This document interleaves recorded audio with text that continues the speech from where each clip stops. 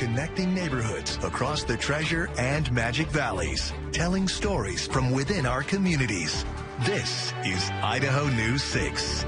The statement that the Department of Homeland Security put out could not be farther from the truth. Tonight, friends, family, and local law enforcement sounding off in the wake of that raid on a Wilder horse track. Our large team bringing you more depth and more context from more reporters in your neighborhoods. And that includes multiple exclusive interviews you won't see anywhere else. Welcome to Idaho News 6. I'm senior reporter Don Nelson. Tonight, the Canyon County Sheriff and Caldwell Police Chief aren't too happy with the Department of Homeland Security. I spoke with Chief Rex Ingram to get his take on what went down in Wilder on Sunday. I know there's fear. I know there's anxiety. I know that people are thinking the worst right now, that ICE is going to come into their dairies, they're going to come into their fields, they're going to come into their ranches and just do a mass deportation. That is not the case. But we do uphold the rule of law here. Caldwell Police Chief Rex Ingram sat down exclusively with Idaho News 6 and felt compelled to address the statements by DHS and ICE that caused confusion. That statement alleged that ICE dismantled a criminal network involving illegal horse racing, animal fighting, and gambling. We just want to reiterate that the statement that the Department of Homeland Security put out could not be farther from the truth.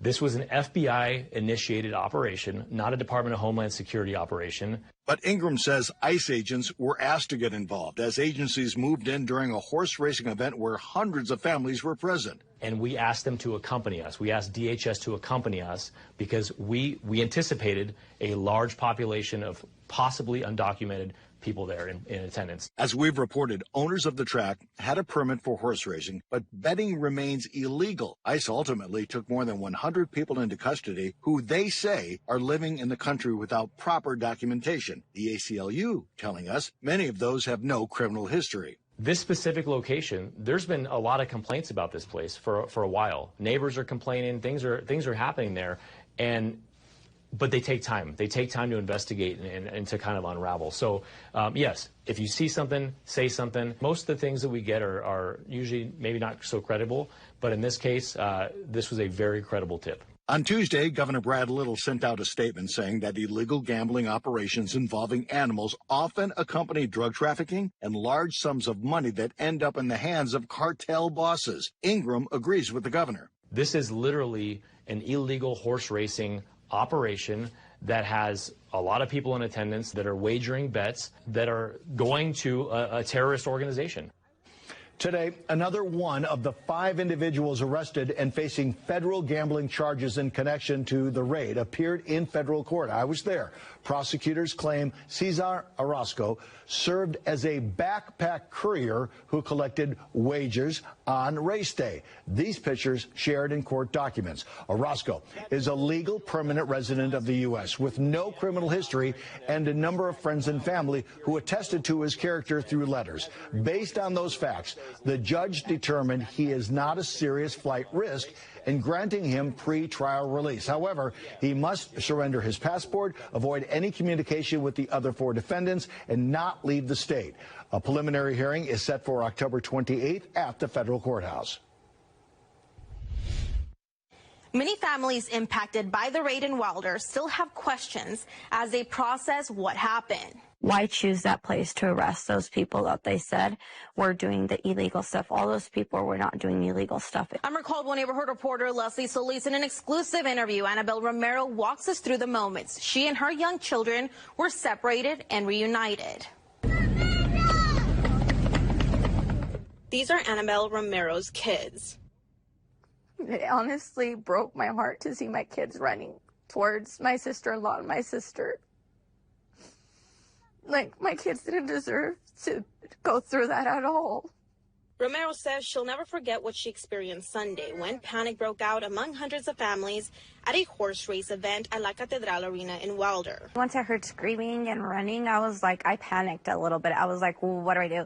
I honestly, took off running with the people. I had my kids in the truck, and I just called called my daughter, and I was like, don't get out of the truck. Keep the kids in there. I don't know what's going on. She says people sprinted towards the horse stalls to hide, not knowing what was coming next. Federal agents shouting, scattering the crowd, and tearing families apart. In the video shared with Idaho News 6, you can hear Annabelle exchange tense words with officers. Don't touch me!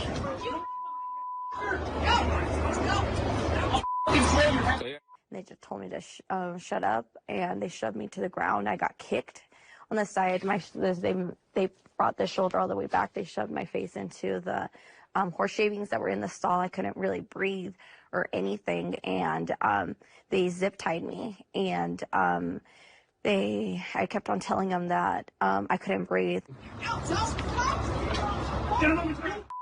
That's when reality hit. Her 6-year-old son with autism, 8 and 14-year-old daughters were still inside their truck, unaware of what was happening after she left them there to finish their meals. I was screaming for my kids and everything, and I saw my kids, and my 2 little ones ran up and were crying. And they're like, Mom, we couldn't find you. They took us out of the truck with a gun. So they took my kids out at gunpoint, out of the truck.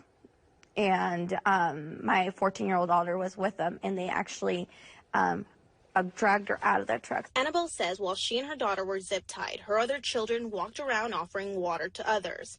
While she says agents focused on asking for documentation instead of criminal history. Born and raised in Idaho, just like her kids, Annabelle says after hours of interrogation, her children were released. All that, it just breaks my heart that they had no sympathy towards kids. No sympathy. And all these people, they didn't care if it was criminals. All they wanted was the people that were illegal. That's all they wanted. They didn't care. While Annabelle says her family is now safe, they are navigating how to help her children with the trauma and how to face their fears and move forward. I'm our neighborhood reporter, Leslie Solis, Idaho News 6. Scott Dorval with your Idaho News 6 forecast. Good evening, everyone. The beautiful day that we've had coming to a close here. The sun's getting down earlier, a lot earlier these days. But wow, temperatures going into the 60s at 65 in Caldwell, 63 Boise, 60 in McCall today. So warmer in the upper levels as well. Look at Stanley, 61, while Boise was 63. So it's a stable atmosphere. There's warm air aloft. Everybody's enjoying mild temperatures. This is what's coming in for the weekend. The first wave goes up into southwest Canada, and the rest of this atmospheric river is going to blast the west.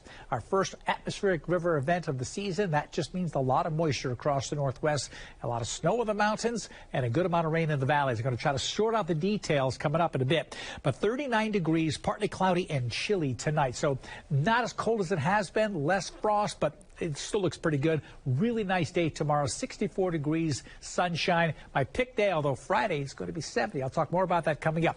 Want to get you caught up on traffic, though. 25 minutes, regular slowdowns to Meridian, but the big issue is Caldwell. 65 minutes. There are 2 lanes blocked due to an incident here just east of Caldwell. So 2 lanes blocked and traffic's backed up to Nampa and a little further. So it'll be a little while before they get that clear. 2 lanes blocked. We'll look at my extended forecast coming up. One of the men accused of kidnapping a teen in the Eagle foothills appeared in court Wednesday afternoon, formally pleading not guilty. I'm your Eagle neighborhood reporter, Greenlee Clark, getting an exclusive reaction from the victim and his family. Felt very disrespectful. Felt like he just kind of forgot everything that happened. Like it hurt. It's like it's slap in the face.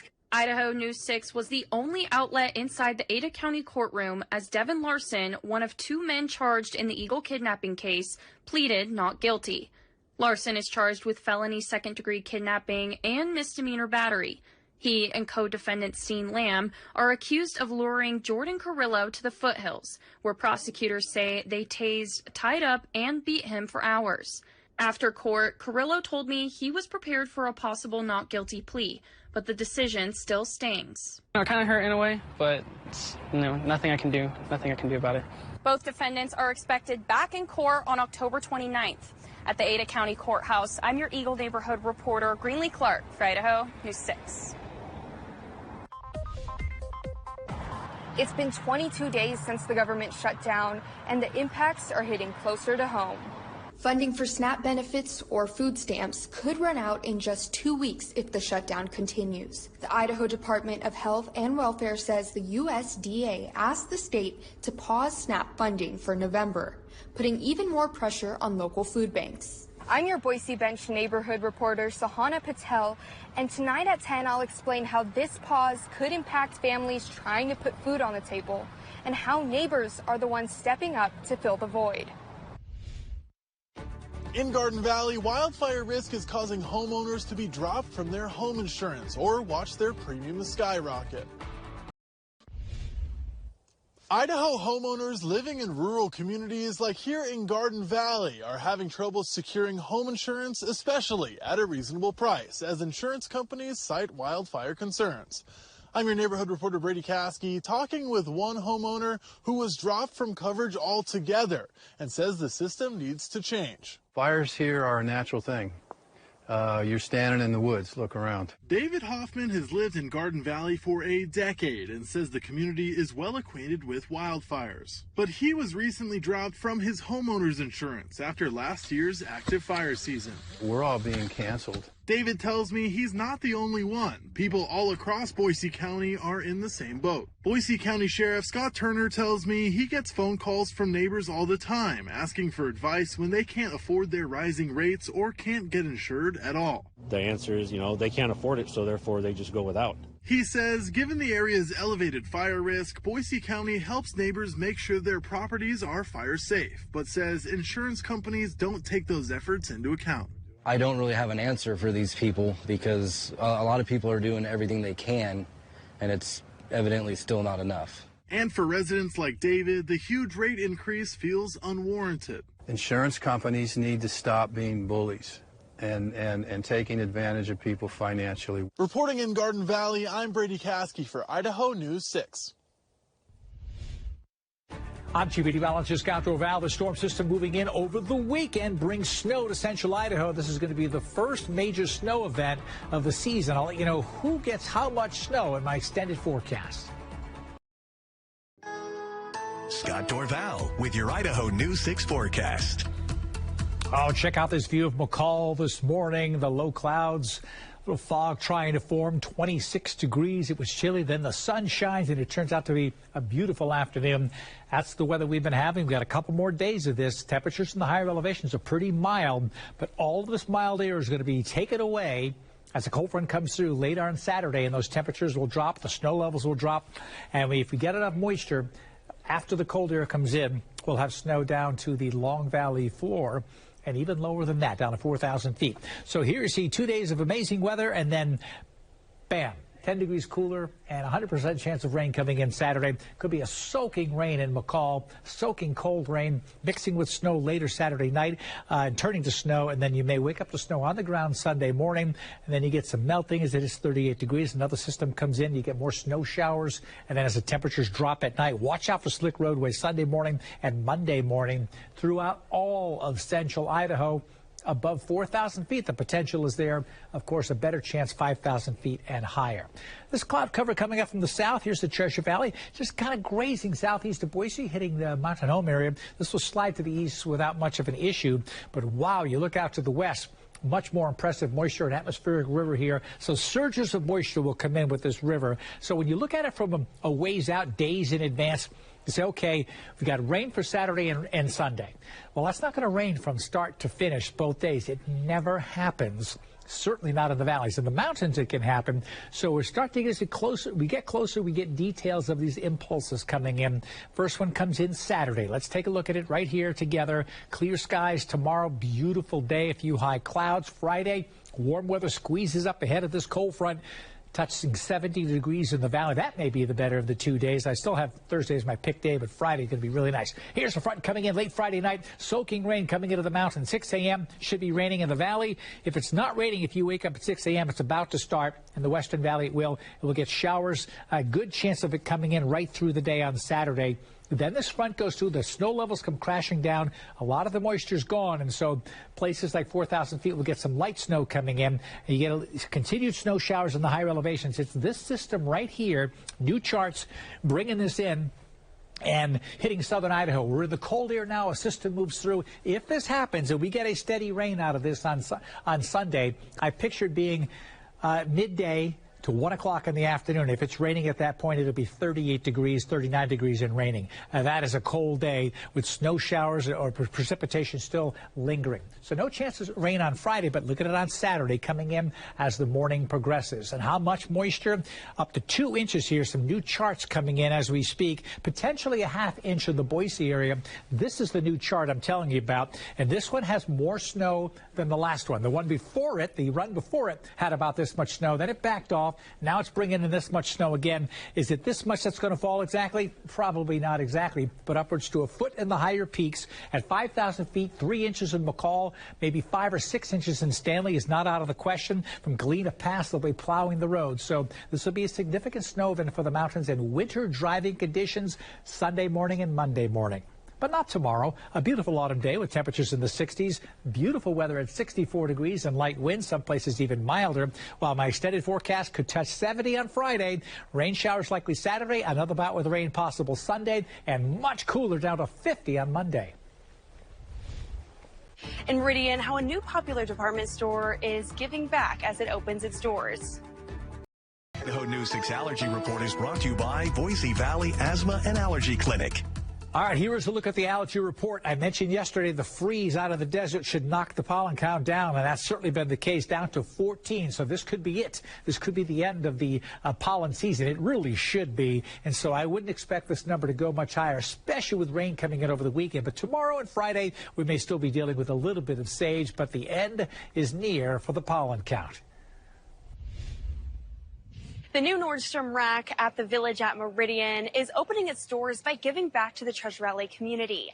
I'm Meridian neighborhood reporter Ali Tripke, following along some of the students who got a $400 shopping spree before the grand opening. Anything that are like really fun colors, big fan of. Boise State student Lauren McLean stands out for her style and confidence, but she says it hasn't always been that way. I didn't want anyone to look at me. That changed when she met her mentor, Amy. Did Amy inspire you to be more yourself? Oh yeah, 100%. Lauren and Amy were matched through Big Brothers Big Sisters of Southwest Idaho, a nonprofit that pairs kids with mentors who offer guidance and support. My life's always been kind of a bit unpredictable, so I always knew when I went out with Amy, like, it was very stable, and that's something I needed growing up. McLean was one of the handful of students who received a $400 shopping spree to explore the new Nordstrom rack off Eagle Road.